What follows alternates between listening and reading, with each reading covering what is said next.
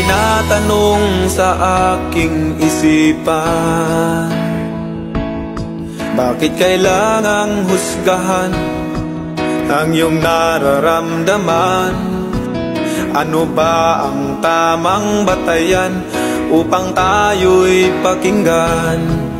Dapat mataas ba ang iyong pinagmulan? Kahit nasasaktan ang aking sarili, pilit na itinatago at walang sinasabi.